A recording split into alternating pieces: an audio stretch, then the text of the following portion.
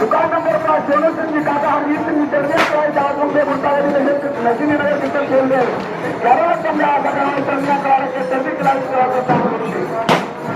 उपस्था संध्याकाळी आतमध्ये गुरु-ता-गड्डी नगीना नगर कीर्तन खेळले आज भी बक्षीस ही दाद विचो पवित्र एकोपा अनुसार हम चर्या करायचे चर्या करावी सेवा करना वर्ष यात्रा सबली करे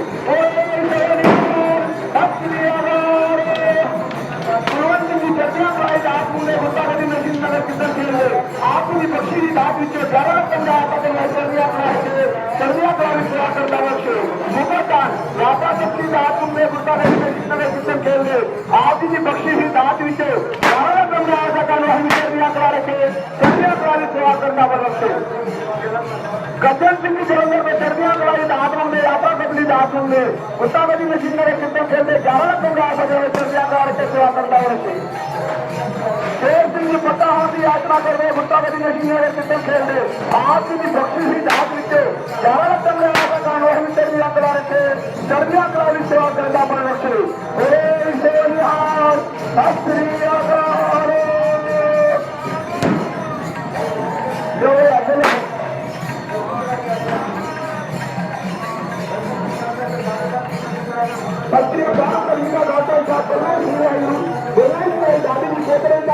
करते गुरु-ता-गड्डी नगीना नगर कीर्तन खेळले आज तुम्ही बक्षीस ही दाद विचो ज्याला तुम्ही आजोबाने हम चर्चा करायचे चर्चा करावी सेवा करना वर्ष